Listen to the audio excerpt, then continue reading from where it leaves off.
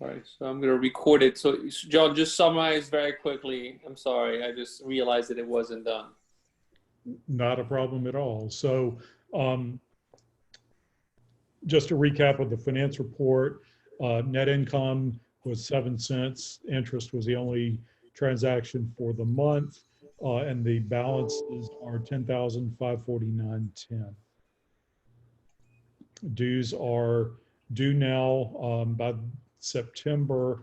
It's $45, either payable by check mailed to me, or you can go online to the Flotilla website. There's a link to pay by PayPal, $47 per year. John, this I didn't get that email. I can go to the website and take care of it, but I'm not real sure why I wouldn't have gotten the email. Yeah, there were a couple that there was I'm using QuickBooks. I don't use QuickBooks a lot. And for some reason, there were several that didn't send. So you should be getting one, if not tonight, at least by the weekend. Okay, thank you. Thank you, sir. John, my email was the old one, so you might want to check that. Yeah. Yes, I've updated it tonight or this afternoon. Okay, I just want to add, if anybody's coming late, to go in the chat and put their name and their ID number. Thank you. Yeah, and right. Bill Garvey and Walter, can you re-enter? Because I started recording only after, unfortunately, you all put in your numbers in there. Sorry. It starts with Mike Young.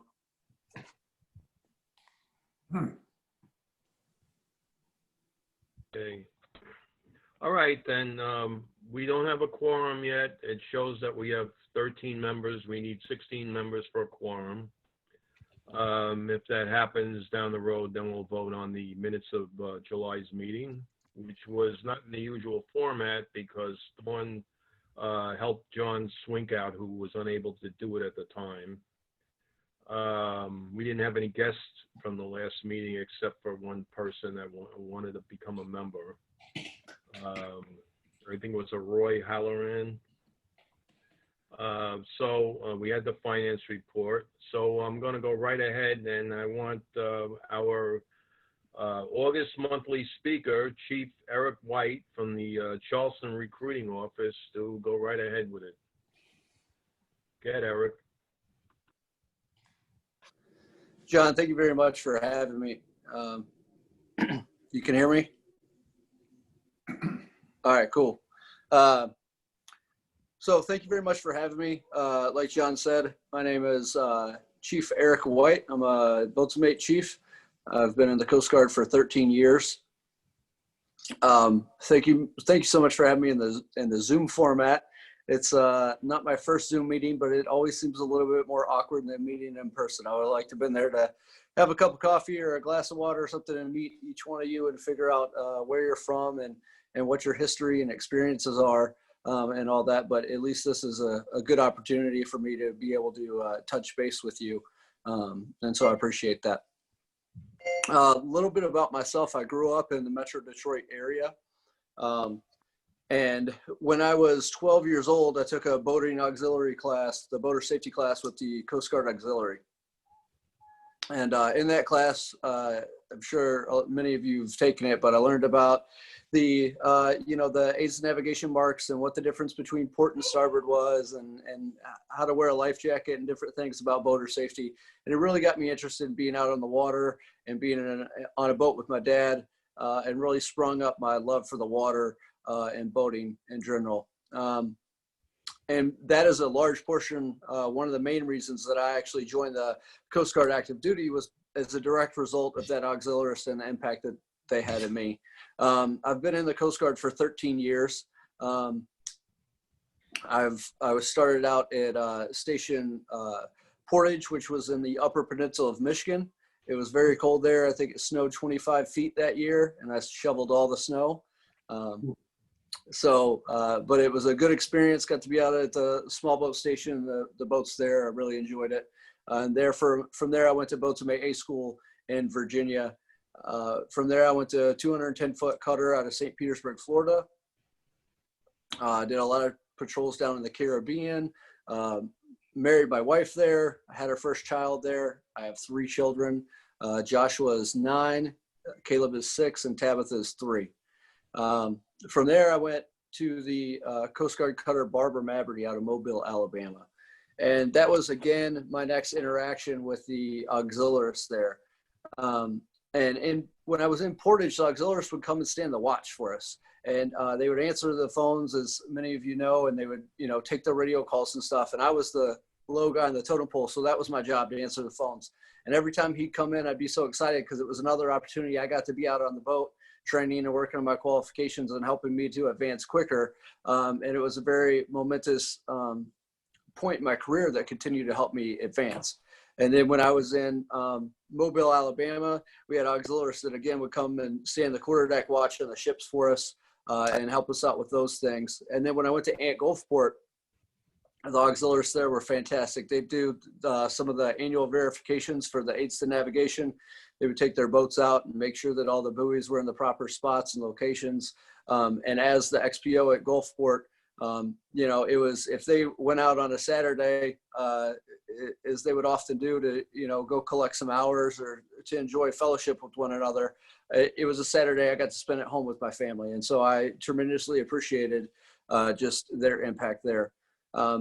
And then from there, I went to Station Port Huron, once again in Michigan, because I tried to go back and be close by home, which I appreciated, and that was nice to do. But we had just some outstanding auxiliaries there. We had one guy, Dan Collins. He came and cooked for us 3 times a week. Every time our CS took leave, he was there cooking for us. He had his own signature Reuben sandwiches he would make for us. And we had auxiliaries that would come stand and watch for the holiday parties, for Christmas parties, and Thanksgivings and different things, so that we could, as a crew, get together and celebrate with our families and just other people from the crew. And they were just so instrumental to those things. So I said all that to say I really appreciate the Coast Guard Auxiliary. I know that everything that you all do, even things I didn't mention, but that you take care of as well, as far as flying the helicopters to help us out with intel and different things. All those things are just instrumental, and all the active duty people appreciate it. So I just wanted to say thank you for that on behalf of me and the Coast Guard as a whole. The reason I'm here today is that I appreciate the Coast Guard and the Coast Guard Auxiliary. The Coast Guard's been huge to me. It's supported my wife and my 3 children. It's given me abilities to travel all over the world, to see places I never thought I'd see, to earn a paycheck, which nowadays is more important than ever.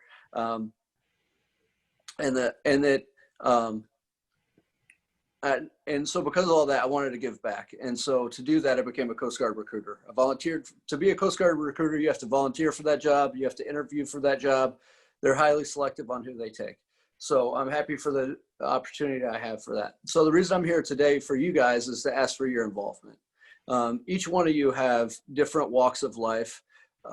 You have kids, you have grandkids, you have neighbors, you have friends from churches, from past jobs, current jobs, people that I'll never come in contact with. And if I can get a little bit of buy-in from the Coast Guard Auxiliary, my goal is to be a point of contact that you can send people, not just to me, but to the office, any one of the recruiters there in Charleston. They're all exceptionally awesome. And they're teaching me new things every day. But if I get a little bit of help from you guys, is maybe you're talking to a neighbor and they say, oh, my son or daughter might want to join the auxiliary, or maybe you know somebody in the neighborhood who just needs an opportunity in life, that you can point them our direction, because collectively we're going to have a larger impact on the community here in Charleston and the surrounding areas than I ever could on my own trying to reach out to people. So that's my goal, and that's why I asked John if he wouldn't mind if I take a few minutes to talk to you guys today. So a couple of the things I wanted to pass is just number one, John's got my pamphlets and cards and stuff. I can, if somebody wants to shoot me an email later, I can reply back to everybody in the meeting with my contact information. So if you ever have any questions or need somebody to answer a question about how to join the Coast Guard, or if this person would be a good fit for the Coast Guard, please reach out to me. But I just wanted to pass along a couple of other things about what we're looking for and some of the opportunities that exist in the Coast Guard. Most of you are probably familiar from talking to the people at the Coast Guard, but maybe not. So I'll go through a couple of the opportunities and benefits of joining the Coast Guard.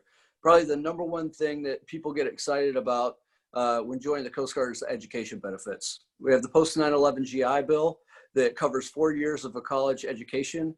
In addition to that, it also covers housing expenses. So if they get out after 4 years, they get their college covered, and it also covers their dormitory expenses, or if they're living at home or whatever, it covers that as well. In addition, we have, it's called tuitions assistance.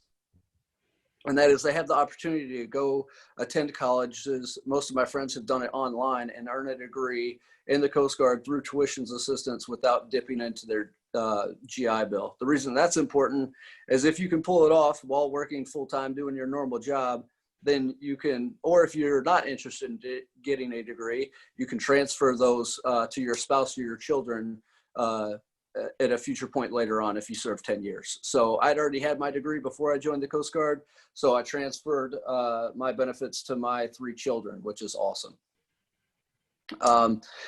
So that's a very big thing that a lot of people just want to go to school but don't have the money for it. And it's a great opportunity for them for that. You get a steady paycheck in the Coast Guard, which I think most of you are aware of. But not only that, the Coast Guard in itself, just like the auxiliary, is an education. You know, you're learning about how to tie a knot and how to splice lines, and they're learning about, you know, just different things about boat handling, life skills. You know, some of them had to learn how to, you know, run a lawnmower. They never ran a lawnmower before, so they had to mow the grass, but they get to teach them that, and they can do just life skills that they can use later on in life. So it's really good as far as those things as well. And then the technical aspects, there's a lot of different career opportunities as far as the different rates in the Coast Guard. Everything from boatswain mates to machinery technicians to cooks, sorry, but so many different things and opportunities in the Coast Guard that give them an education that they can just use later on in life, which is awesome.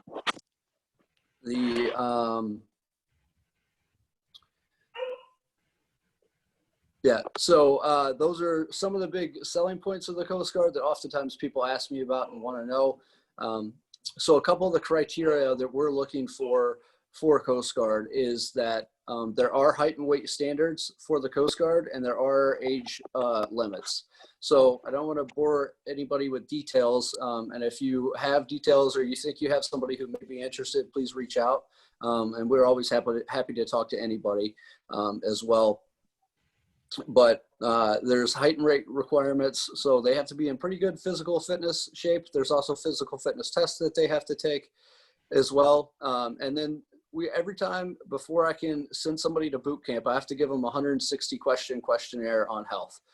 So it covers everything from acne to mental health disorders. And some of those are fine if they have those, but a lot of them are disqualifying, which is okay. But you know, if there's somebody who maybe their neighbor or somebody is interested, but you know, they've had a history of ADD, ADHD, asthma, anxiety, depression, those type of things. Oftentimes those are hurdles they just can't overcome. Or if they do want to talk to a recruiter, they just have to be prepared to bring the medical documentation from their doctor and pass pharmacy records to us so that we can have the medical officers at MEPS look them over. I think that's most of the things I wanted to pass for that. And then I just wanted to close in saying that oftentimes we do get somebody who maybe, you know, for one reason or another doesn't meet the criteria to be involved in or to be able to enlist into the Coast Guard, but they're really excited and passionate about the Coast Guard, and they really want to make a difference. So that's why I talked to John too, and I said, hey, bring me some pamphlets for the auxiliary, because, you know, I think a couple weeks ago, I had a kid who he wasn't able to enlist in the Coast Guard. And he said, I'm not going to give up on my dream no matter what you say. And that's a perfect applicant for the Coast Guard Auxiliary, you know, somebody that just really cares and wants to be out there. So that's why I asked John for some pamphlets that I could give to those people as well, so that, you know, if we have somebody that's not qualified or ready, and sometimes we'll get, you know, kids that are finishing up school or college or whatever and like to do the auxiliary in the meantime. And it really gives them a leg up if they're trying to apply for officer packages and different things. So, John, I think that's about all I had, unless there's any questions. Hey, Chief, thank you for all that. What's your email? Yeah, so it's Eric, ERIC, .S as in Scott, .White, like the color, at USCG.mil. And then I'll give you my phone number too, as well. It is 843-990-8194. Thank you. Chief, do you also recruit for the reserves or just straight into active duty? Yeah, Walter, thank you for your question. I'm going to be brutally honest with you. Yes, we do recruit for the reserves. The problem with trying to recruit for the reserves in the Charleston area is that for reserves, we only recruit for certain billets. Charleston is one of the #1 places for people to want to go in the Coast Guard. Most of those reserve jobs go to people that are already in the Coast Guard and then getting out, but want to stay in the reserves to maintain some of their career points towards retirement. So we have a couple of jobs. Like right now, I think that there's a yeoman job available in Charleston, and I think that's it. So most of the time what happens is we'll get, you know, police officers or somebody from a different branch or whatever and want to be in the reserves and stay in the Charleston area as an ME, maritime enforcement specialist. And it's just not a realistic thing. I can get them fully qualified and they can sit in my waiting list, but I'm honest with them when I say it's probably just not a realistic goal because it's such a highly sought after area. Hopefully we could get some more reserve job opportunities in the future, but right now it's tough in this particular area unless they're willing to drive to Savannah, Miami, or Virginia. Are you guys actually taking people into the Coast Guard now? I've had people in the past tell me you had like 2-year waiting lists and stuff. Yeah, we're wide open. That's why I'm here. We're wide open. If they're fully qualified,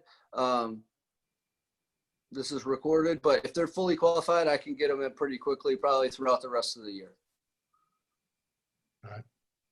What's the current regulations for new people coming in on tattoos, where they can have them, how many they can have?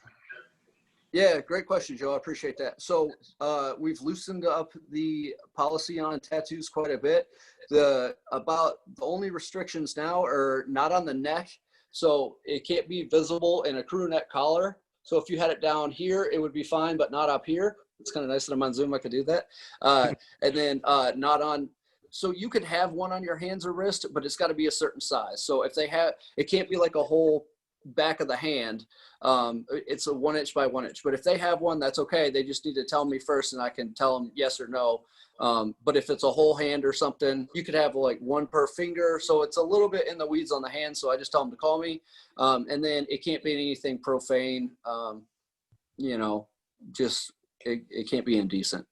Yeah. Okay. Thanks. Yeah, those are great questions.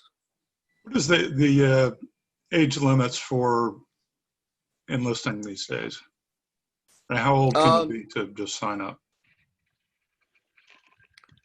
Yeah, normally, so you got to have a high school degree or a GED or a homeschooling certificate. It could even be like online high school certificates or whatever. And it's typically 18 to 27 if we're just talking about enlisted. Officers and reserves are, it's a lot more confusing than that. Too much to go into in this format. But yeah, if you got somebody who's interested, you know, you can forward them my way and we can figure that out, especially if they have prior service. They have like constructive age where it subtracts the time that they were in from their current age, and they may be able to get in when they're like 40. So it just depends on a couple of things, but normally 18 to 27, about that.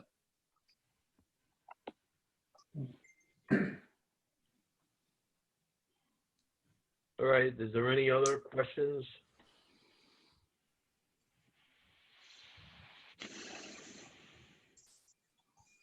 Okay, hearing none, thank you, Eric. Thanks for coming. We were very interested in what you have to say, and then we do pass people from time to time that ask, oh, I want to go into the regular Coast Guard. Do you want to have anybody we have a contact? And that has happened to me several times in the past. And at the time, I think the person that had that job earlier moved on to something else. I didn't have it, but there are a lot of young people in my area that probably will ask me, and if they know me, I'm walking around like a billboard. I have some kind of Coast Guard shirt on all the time, or an auxiliary, so people will just gravitate toward you if they're interested. Okay. Thanks, John. I just want to add one more thing. If you're out and about and you don't have my number, you don't have my email, you can't remember my name, that's okay. Just tell them to go to gocoastguard.com. All the resources are there. They can click on the bottom. If they put in their zip code, it'll give them the Charleston recruiting office, and they can email or call our office and we'll get in contact with them. But the number I gave you is my direct line. So you send somebody there and I will answer the phone and I will talk to them. But if all that fails, just send them to gocoastguard.com. Thank you all so much for your time. I'll probably be signing off early in a little bit because my wife has a different Zoom meeting that was already prearranged that she'll have to get to, and I gotta get the kids in bed. But thank you so much for letting me talk with you this evening. Thank you, Chief. That's fine. Thanks. And if you need more auxiliary paperwork, I have that, and I'll pass your stuff on to my Marine dealer visitors. Thank you. Awesome. Thank you so much. All right. I want to say a few things. Let's see. Well, we covered the dues. The reason the dues are in August now is because there's certain requirements now that if somebody doesn't pay and we have to disenroll them, we need more time to process the paperwork, and that's why we would have to do it a month earlier than we normally do. Next month in September, I'm going to start selecting 3 members that are probably not going to run for office, but I'm going to need an election committee. How they're going to run the elections this year, they're going to do them online. The district and the division, they have a program, but we probably could run Zoom if it meets their requirements. They're supposed to come out with a sheet with the requirements. In October 6th is going to be the division elections. I had to select a date.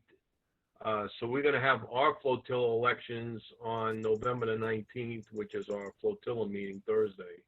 And John Holmes, the DCAP, is going to be present online for this. And like I said, we'll either use Zoom as we've been using, or we'll use one of their programs that's supplied by D7. So election time's coming up. Now, the fact that they have waived any RIA status on any qualification this year due to COVID-19, you don't need to run for any office, whether it's flotilla commander or vice flotilla commander. You don't need 25 mission hours in your qualification to run. I just want to tell you a little bit about what's required. You have to have ICS courses 100 and 700 taken, and that's primarily it, and wanting to serve. And then you would write a letter of all your qualifications, and that you'd be willing to serve for a year's time, either vice flotilla commander or flotilla commander. I'm running again, but there might be somebody that thinks they can do the job better, and I welcome that. Shows an initiative on the part. Don't they have to take the administrative placement test too, or something similar, John? Yeah, that is correct. That's called APC under the testing. And you take that once and you have it for life. You never have to take it again. Good thing. It's a pain in the neck. Excuse me?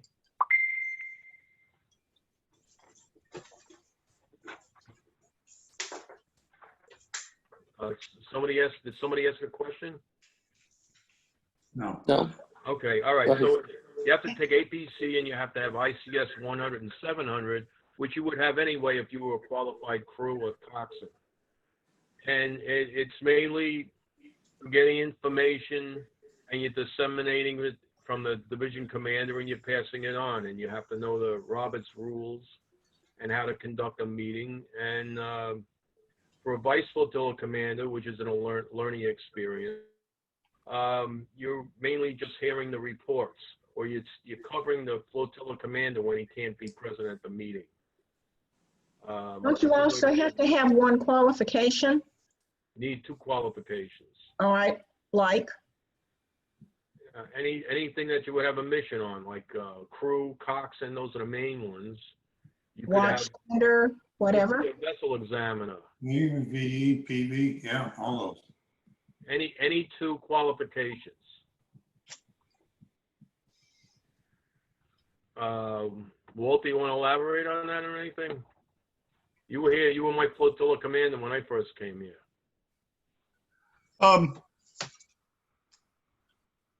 No, I've been following the traffic on how they want to run the elections. I do think that since we've got less than a quarter of our members in this meeting, that information about how you go about declaring for office and when the deadlines are to make your intentions known needs to be pushed out to all the members.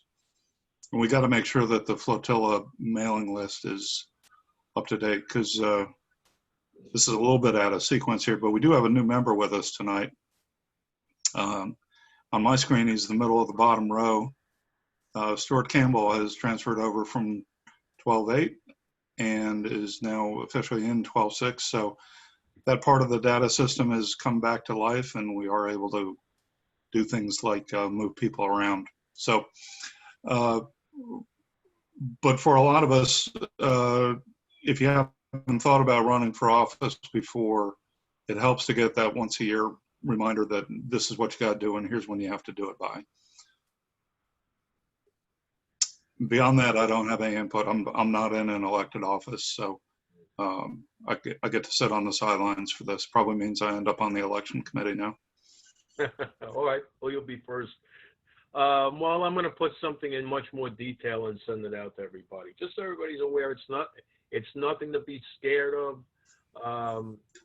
I've been doing this now for about 7 years from different positions. And if you have a well-oiled flotilla like we have, it practically runs itself. We have an excellent group here, and everybody is very knowledgeable, and they put a lot of hours in, and they do a lot of hard work, and everybody wants to be us. That's the way it seems to me when I look at all the other flotillas out there. They want to copy our newsletter. They like meetings. Sometimes they sit on our meetings, but it's really no big thing. And if you move up to division commander, you have just flotillas instead of flotilla staff officers doing everything, and SOs running everything. And you're just passing on information and explaining it to people and helping people out. If you're the kind of person that likes to help people out, then this might be for you. And we don't want to always have the same people up there. We like to have different people, new blood up there. People have different ideas, and that's what makes our flotilla #1. But anyway, so I'll move on from that. Now that there's a few flotillas that are conducting online public education classes. Now we really haven't went anywhere with that, but I'm getting a lot of feedback from Miami. They're willing to help anybody that wants to go ahead with this, and they'll show you how to set it up, how to do it. What do you think the chances are if we did that? I don't think Chris Galapis is online right now, but or Philip Poole. But does anybody see a problem with that, or does somebody think that's something we could do? I mean, it was our form of revenue. Although we're not doing bad, I mean, we got this this money from division, and we don't need to spend it. But just looking forward, I mean, we're here to help the public. We're here to train the public, and we want to be there for them. I mean, we know. I realize from being out on the boat that some of the people on the water is just like when you're driving in the car here. So, and they could there's nobody that's too smart that can't use a public education class. We'll think about it. I'm going to reach out to Chris Galapis and see what he says, and see if it's feasible for us to do that. John, Yes. did we actually get permission? I mean, at one point we had received these emails that said that only in Florida that they actually had the permission to actually conduct public education via online. I mean, creating an online program is not hard. The question is also we got to work with the DNR because they're offering this option of having the course online too. So the question is, you know, and that one I think with DNR actually might be free, if I remember correctly. Is that correct, Walter? I haven't checked on the pricing, but it is a maybe a little bit more competitive market than we're used to. You know, we did pretty well at Daniel Island because we were easy to get at when we were local, and there's a million boats and boaters around here. Once you go online, it's a big wide world, and I don't know, if somebody wants to try and figure this out, that's fine. Luckily, Yeah, we don't need the money, but it is part of our charter to do that public outreach work. So, yeah, the other thing, John, also is I know we have COVID-19, but we are permitted to do activities as long as we follow social distancing. So the other thing is, obviously with my affiliations with the Citadel, we have access to very large classrooms where we can actually have marked 6 feet apart requirement for, so securing permission from the Citadel to conduct an activity where people can still have a class is not that hard to do. I think the online thing might be that we're going against the grinds.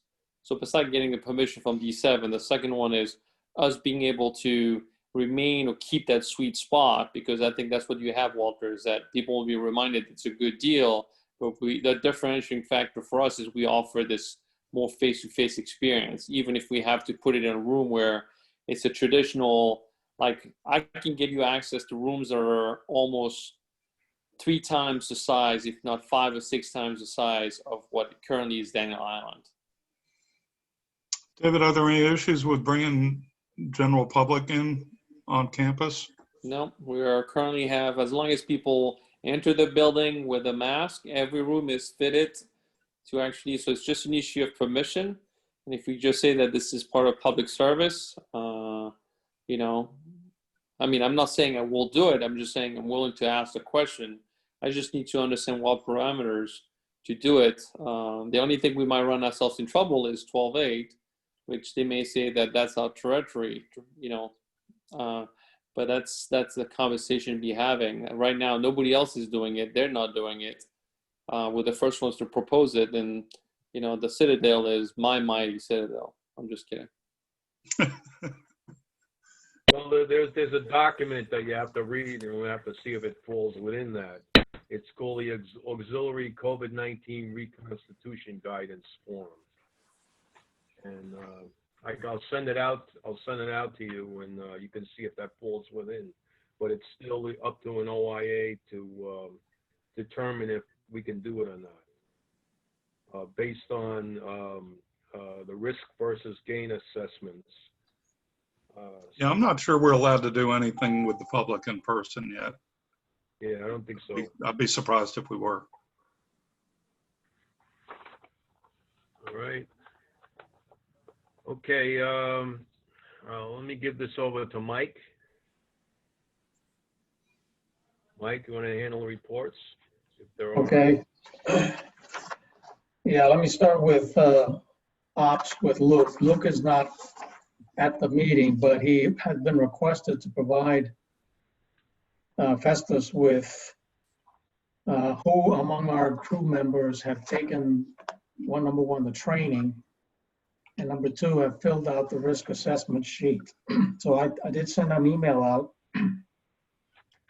I did get responses from most everyone here. I guess Don's not on. John Swink, are you on? Yes, I'm here.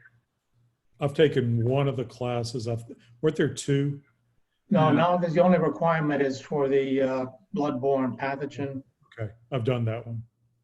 Okay, do you have the risk assessment? You also have to fill out the risk assessment sheet, which I think I sent.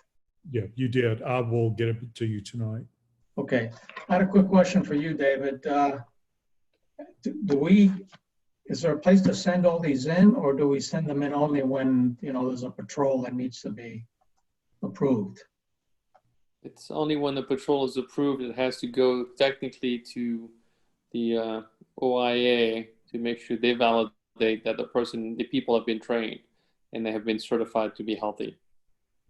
Okay, but what we've done is we've actually taken those forms and also included them in the actual order that is approved, if that makes any sense. So if you go into that platform, you have the ability to attach actual forms so that there's a documentation. So if you go on a patrol and they want to go back, they can go back to those attachment files and see that there is in fact evidence that we were trained and also certified to be healthy.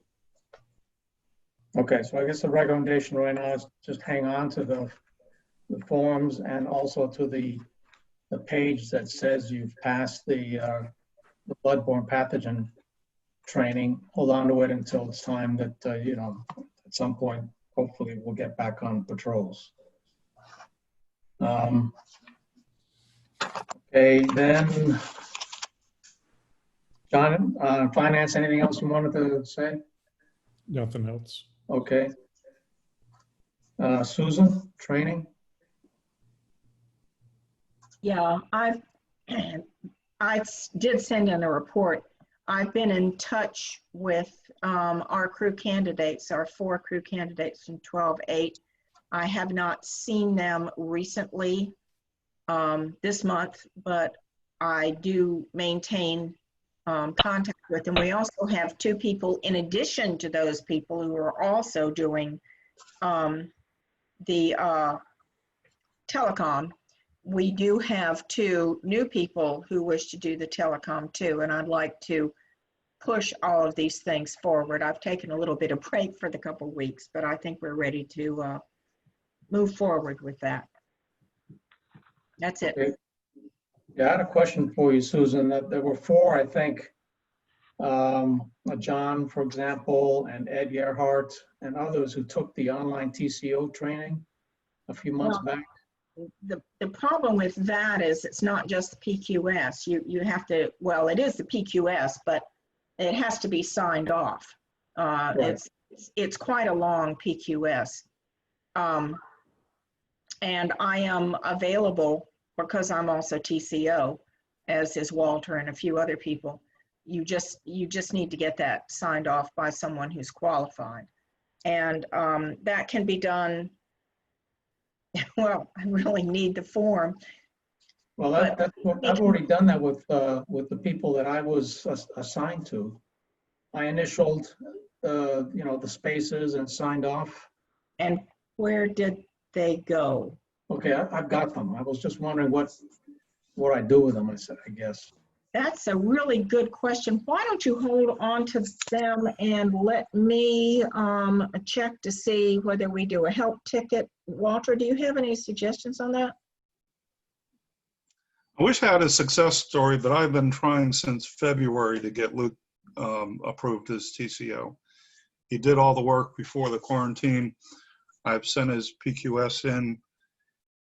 The process goes from the mentor to the Sector Charleston comms officer, who's a guy out in Atlanta.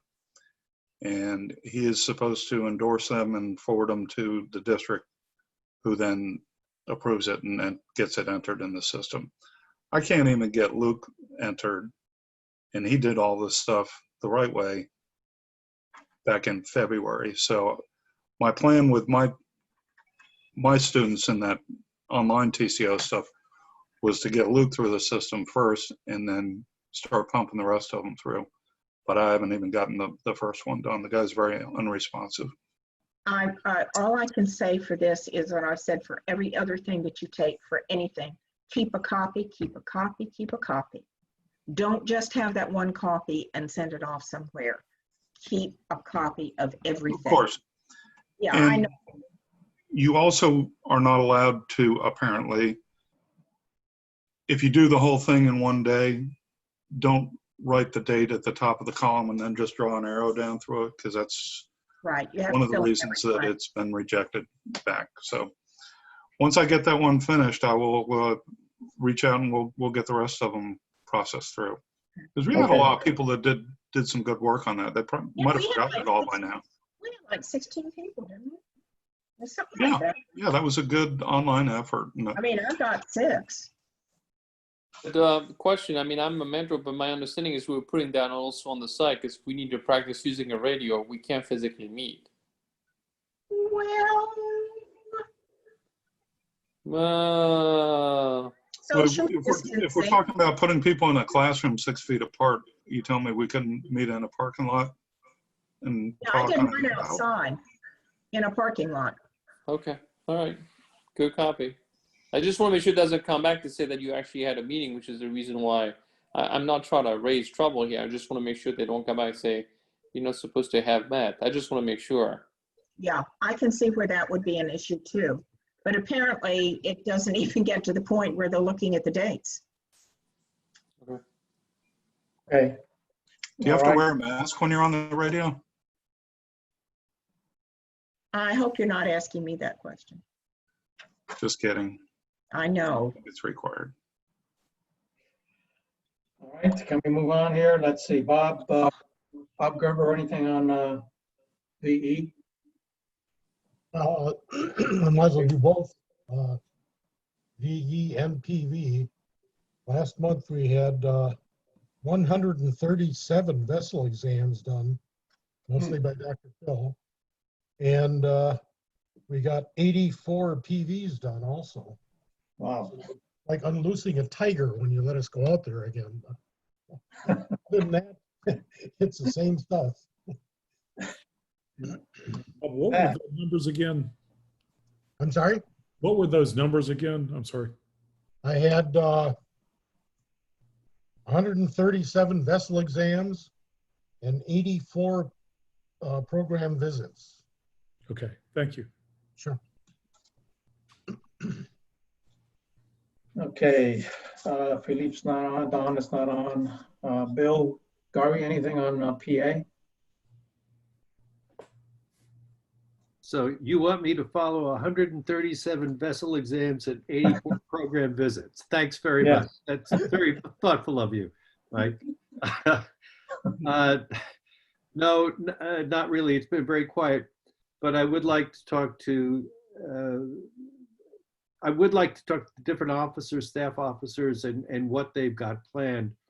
Because in PA, I'm somewhat in the dark as to what is planned, what's going forward. It's been very quiet. And I'm assuming you or John are going to be talking about the blood drive that's coming up, right? Somebody? Yeah, we're going to mention it, yeah, near the end. Okay.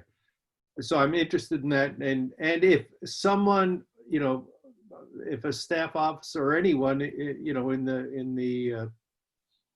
12.6 thinks there's something that should be promoted or in advance or in the past, I'd be happy to hear about it. I feel somewhat, well, maybe we all feel somewhat isolated right now. And I'm all the way over here in Folly. But no, Okay, nothing Bill. beyond that. I feel your pain, yep. Okay, Walter, did you want to say anything, mention air ops? Anything on air ops that you wanted to bring up? You're on mute. Quiet, Walter, muted. Yeah, we're flying. There's some interesting work going on at the air station in general. They have hooked into the business of transporting helo crews up to Atlantic City for duty at the National Capital Region. And so we've got a couple of guys with small business jet type machines that can carry 4 passengers, and they're staying pretty busy moving people back and forth. I think the impetus behind it is if they fly commercial, they have to quarantine for 14 days once they get up there because of state laws. So by doing a passenger transport, we're doing some very valuable work for the air station and for the command in DC that does the Capitol Defense mission. Also, we're doing very well with our relationship with the sector intelligence shop. They have cut us in on virtually every operation they've got going on. They like having fixed wing unmarked support for some of their missions. We've worked what was the storm a couple weeks ago? Isaiah's. We were out there doing photo sweeps before and after that. And there's more of that work to come. So Christoph is going to be around for a few weeks, and it sounds like he wants to do a bunch of flying for us. So hopefully we'll get a mix of people out there to get some of that work done. That's all for the air program. Nice, thanks, Walter. Before handing it back to John, let me go ahead and welcome Stuart to the Flotilla. And Stuart, if you could send me an email so I can have your email so I can put you on the distribution list, I would appreciate that. Already did that, Mike. Oh, you're on, okay, thanks. Well, John, I'm just going to take the opportunity to just mention this blood drive. I want to thank David for really being the driving force behind this. I did send an email out. Hopefully everybody on the meeting has seen it, and hopefully it'll be a success. Don't need too many volunteers, but enough so we can have a presence and hopefully make a good newsletter article that we're still active and still wanting to do things. I'll be donating on September the 1st. I contacted them today. I have to be over in that area. It seemed like a good time to do it. I don't know where I'm going to be the end of September, so I'm going to go ahead and do it in advance. Okay, well, we'll just add your name to the list when we have it. Hey, Mike, on that, Barbara Birchfield has suggested a photo of everyone together.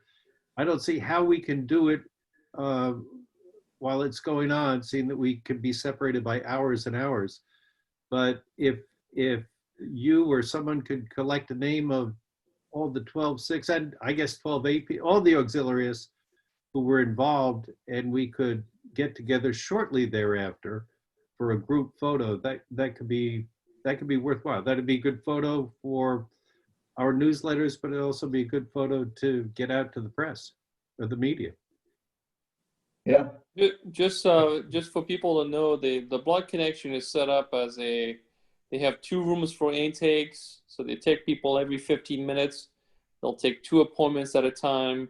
They can have 5 people in the room. It looks like basically a hair salon, and people are laying down. Then there's a recovery area. So there's opportunity. So Susan, you may want to take your shirt, meaning your Coast Guard. I guess there's been some directives sent out. They're not necessarily very sure that we can do uniforms, but something that identifies you as a Coast Guard auxiliary, and take a picture. That's what I did. I donated blood a couple of weeks ago and took a picture of myself with the person who was a technician in the space that actually was empty. I was trying to make a point on LinkedIn to say that people ought to be good donating, but literally I was the only customer and the only person donating for hours, and they had they had like 15 people working the space, and it's a very clean, brand new space.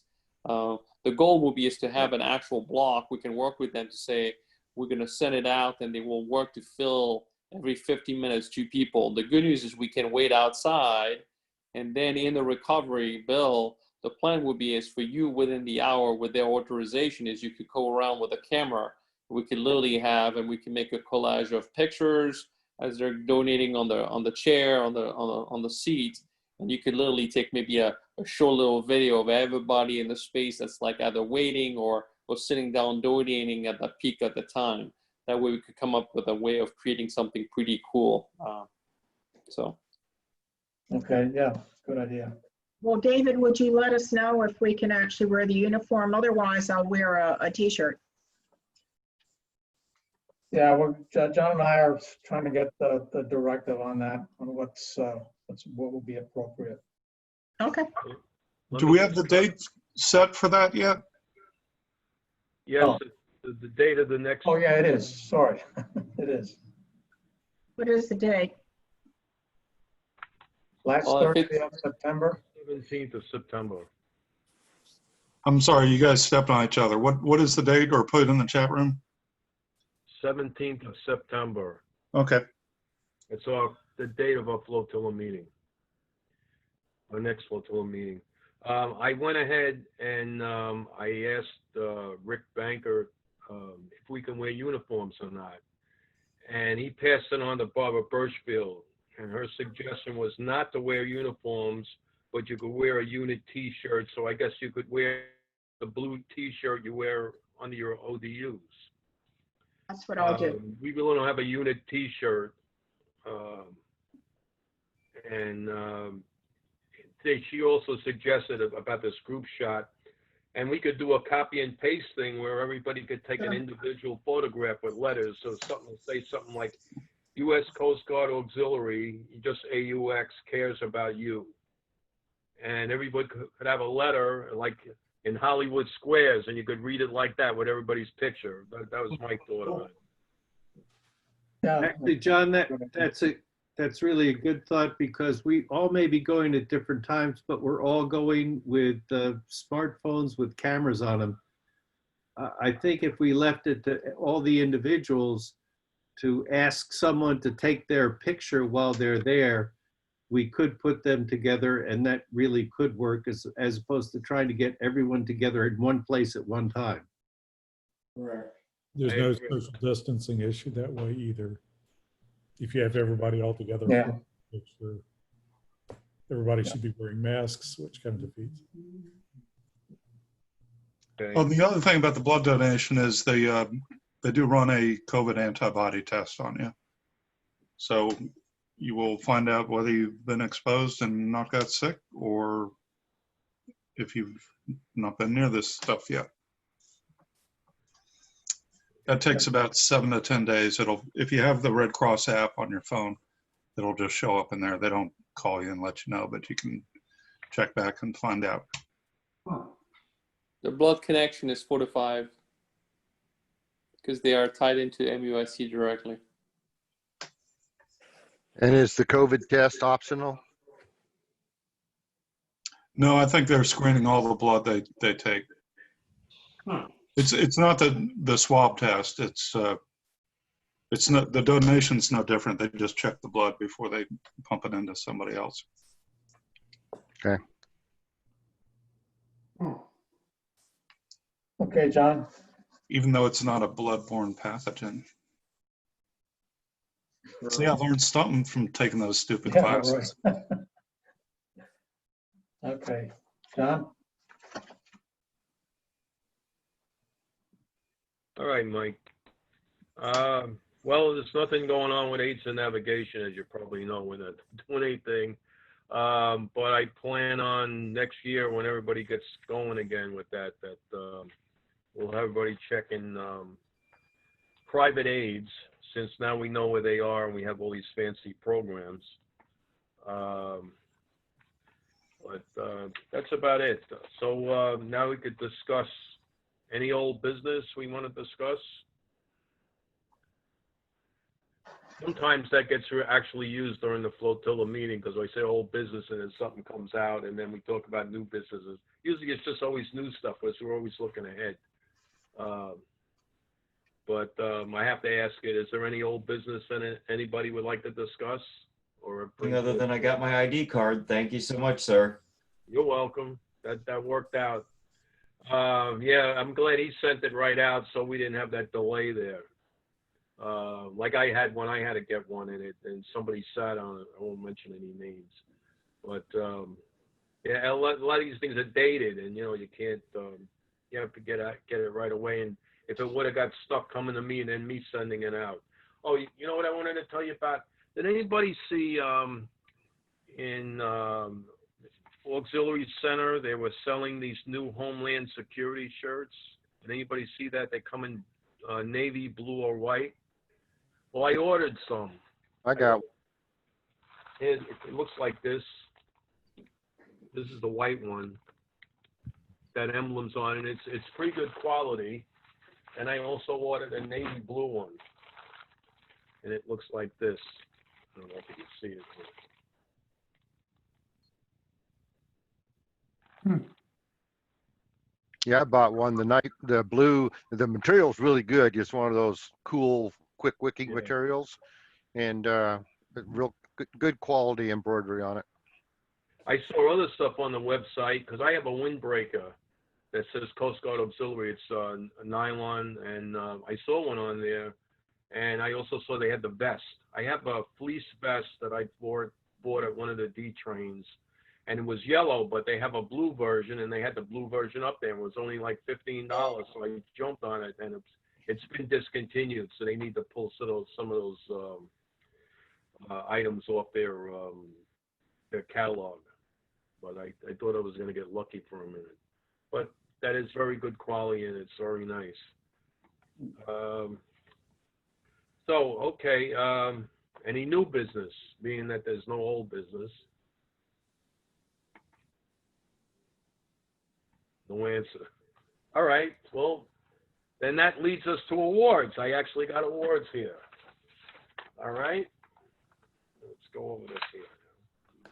I can see by these awards who's putting their time in because they all are sustained awards.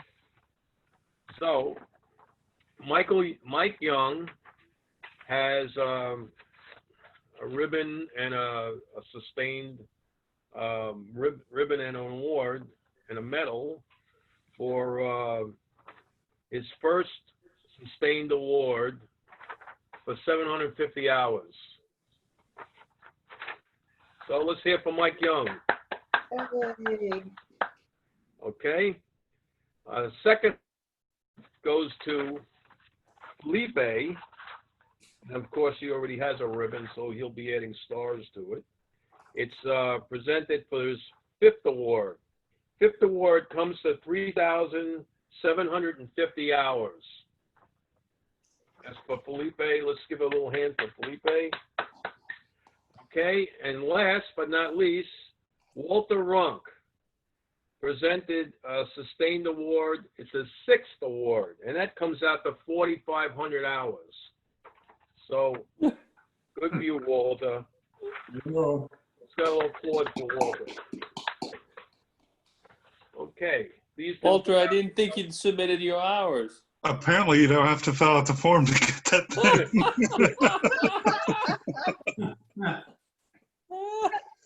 Oh, the chief's not still on, is he? I don't want to get in trouble, but.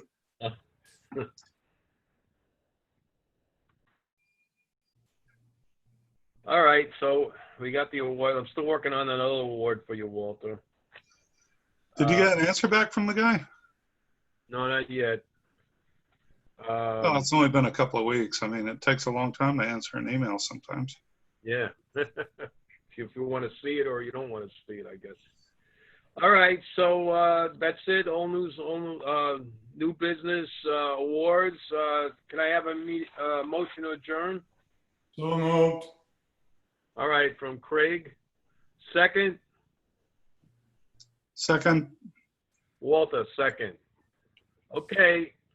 We'll see you back on September the 17th. And Walter, you'll be the chairman for the election committee, and the other two guys I pick after that.